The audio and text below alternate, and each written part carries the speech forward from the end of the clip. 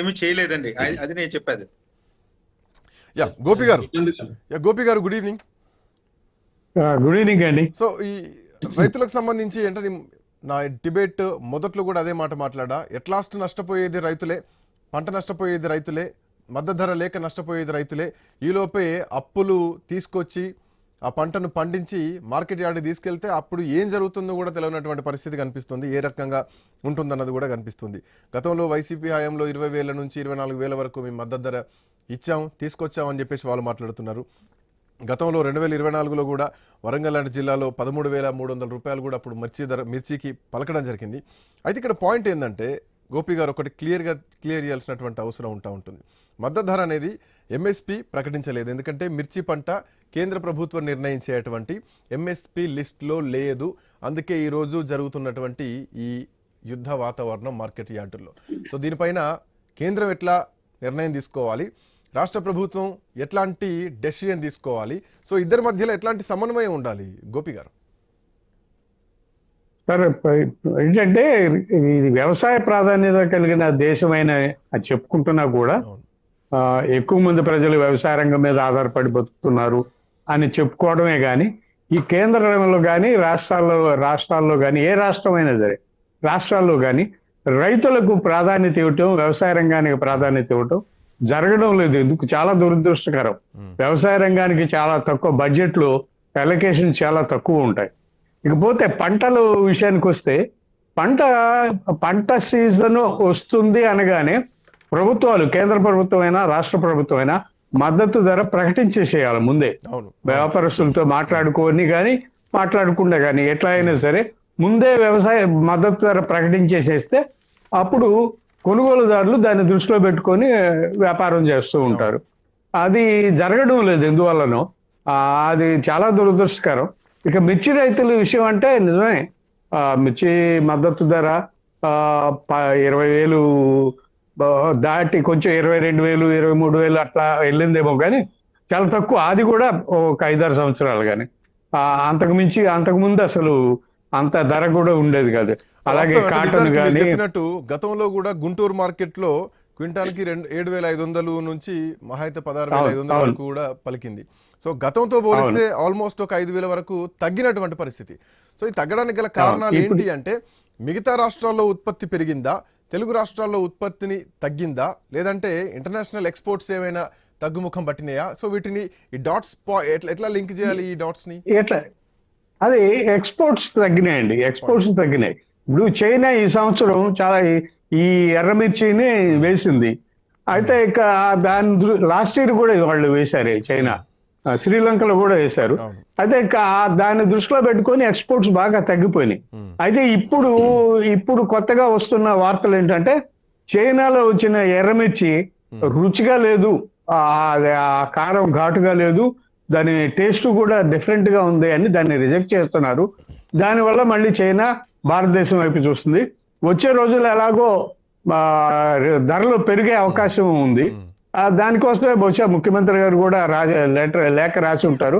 కేంద్రం కూడా స్పందించాల్సిన అవసరం ఉంది. ఈ తక్కువ సమయంలోనే కేంద్రం స్పందించి రైతులకు గిట్టుబాటు ధరలు ప్రకటించేసి గిట్టుబాటు ధర వచ్చేలాగా చూడాల్సిన అవసరం ఉంది. అయితే దీంట్లో ఇంకొక పాయింట్ కూడా గోపి గారు దీనిలో డిస్కస్ చేయాలి. అంతర్జాతీయంగా మీరు చెప్పినట్టు ఎగుమతికి సంబంధించి ఆర్డర్లు తగ్గిపోయినాయి. సో దాంట్లో చైనాని ప్రధానంగా తీసుకోవాలి. అక్కడ ఉత్పత్తి పెరిగింది కాబట్టి మన దగ్గర నుంచి ఎక్స్పోర్ట్స్ అనేవి తగ్గినాయి. ది సేమ్ టైం ఈ కోల్డ్ స్టోరేజ్ ఏదైతే ఉంటుందో ఆ నిల్వ చేసేటువంటి గోడౌన్స్లో కూడా స్పేస్ లేకపోవడం, సో దాంట్లో కూడా నిల్వలన్నీ పెరిగిపోయి అక్కడే ఉంటున్నాయి. సో ప్రభుత్వాలు కూడా ఏం చేయలేనటువంటి పరిస్థితి. ఇట్లా నేపథ్యంలో రైతులు నష్టపోతున్న స్పష్టంగా కనిపిస్తోంది. సో ఇక్కడ మద్దతు ధరలు పెంచాల్సినటువంటి అవసరం ఉంది, కానీ కోల్డ్ స్టోరేజ్లో ఆల్రెడీ నిలువ ఉంది.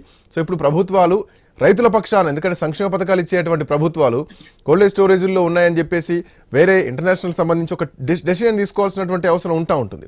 గతంలో కూడా మద్దతు ధర కోసం ఢిల్లీలో ఒక పెద్ద రైతు ఉద్యమే జరిగింది. నల్ల చట్టాలను వెనక్కి తీసుకోవాలంటూ కూడా భారీ ఎత్తున ఉద్యమం జరిగింది. సో కేంద్ర ప్రభుత్వం ఆ రోజు వెనకడుగు వేయడం జరిగింది. ఇప్పుడు మిగతా రాష్ట్రాల్లో ఎగుమతి పెరుగుతోంది, పంట ఉత్పత్తి పెరుగుతోంది. తెలుగు రాష్ట్రాల్లోకి వచ్చేసరికి, ఆంధ్రప్రదేశ్లోకి వచ్చేసరికి మిర్చి ఉత్పత్తి ఎక్కువగా ఉంటుంది. సో దీంట్లో కేంద్రం ఇప్పుడు తీసుకోవాల్సినటువంటి తక్షణ నిర్ణయాలు ఏమిటి? ఖచ్చితంగా అండి. మార్కెట్ ఇంటర్వెన్షన్ ఫండ్ అని ఉంటుంది కేంద్ర ప్రభుత్వం దగ్గర, అవును. రాష్ట్ర ప్రభుత్వాల దగ్గర కూడా ఉంది.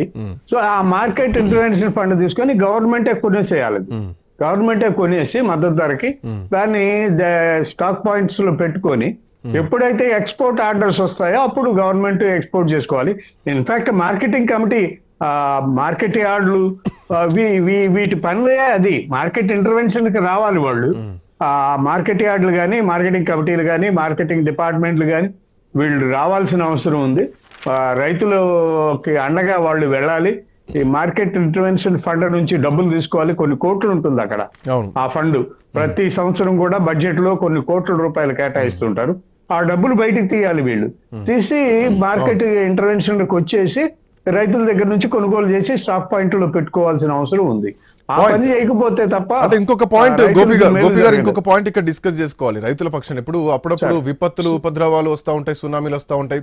అప్పుడు కూడా డిజాస్టర్ మేనేజ్మెంట్ నుంచి కొంత బడ్జెట్ ఎప్పటికప్పుడు కేటాయించడం జరుగుతుంది. బట్ ఇట్లాంటి విపత్తులు జరిగినప్పుడు, ఇట్లాంటి పంట నష్టాలు జరిగినప్పుడు, మద్దతు ధర లేనప్పుడు కూడా ఇట్లాంటి రైతుల విషయంలో కొంత ఇమీడియట్ యాక్షన్ తీసుకునేలాగా ఏమైనా చర్యలు ఉంటే బాగుంటుందేమో కదా? ఖచ్చితంగా తీసుకోవాల్సింది. అదే ప్రభుత్వ బాధ్యత అండి. అది ప్రభుత్వం కనీస బాధ్యత. రైతులను ఆదుకోవటం, రైతులకు అండగా నిలబడడం, రైతులకు మార్కెట్లో ధరలు లేనప్పుడు ప్రభుత్వమే కొనుగోలు చేయడం, ఇవన్నీ కూడా ప్రభుత్వాల కనీస బాధ్యత. అయితే దురదృష్టం ఏంటంటే రాష్ట్ర ప్రభుత్వాలు కేంద్రం మీద, రాష్ట్ర ప్రభుత్వాల మీద నెపం పెట్టేస్తున్నారు. కానీ ఇది కాదు, బాధ్యతగా తీసుకొని. ముఖ్యమంత్రి గారు ఇన్నిసార్లు ఢిల్లీ వెళ్తున్నారు, ఎందుకు లెటర్ రాయడం ఎందుకు? డైరెక్ట్ గా ప్రధానమంత్రితో మాట్లాడమనండి, వ్యవసాయ శాఖ మంత్రి మాట్లాడమనండి, ఫైనాన్స్ మినిస్టర్ తో మాట్లాడమనండి, మాట్లాడేసి కొనేసేయాలి. ఎందుకు జాప్యం జరుగుతుంది కొనుగోలు విషయంలో? సో అది అంటే యాక్షన్ పార్ట్ మిస్ అవుతున్నాం మనం ఎప్పుడు కూడా.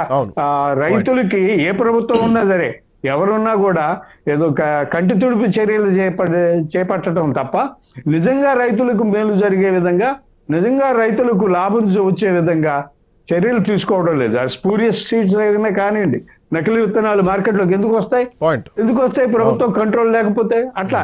అలాగే కనీస మద్దతు ధర రావాలి. ఎంఎస్పీ చెప్పకుండా ఏ పంట రిలీజ్ కావడానికి వీల్లేదు. అసలు ఎంఎస్పీ ప్రకటిస్తే అయిపోతుంది. ఎంఎస్పీలో లేకపోవడం వల్ల ఈ రోజు రాష్ట్ర కేంద్ర ప్రభుత్వాలు కొంత సందిగ్ధంలో పడాల్సినటువంటి పరిస్థితి వస్తుంది. ఎంఎస్పీ ప్రకటించాలి. ప్రతి పంట దిగుబడి వస్తుంది అనగానే ఎంఎస్పీ ప్రకటించేసి కూర్చోండి. మీరు ప్రభుత్వాలకు ఆ చర్య తీసుకోండి. రైతుకి ఒక భరోసా ఉంటుంది. వ్యాపారస్తుడు అంతకు మించి తక్కువ కొనకుండా ఉండడానికి ప్రయత్నం చేస్తాడు, ఎంఎస్పీ ఉంది కాబట్టి.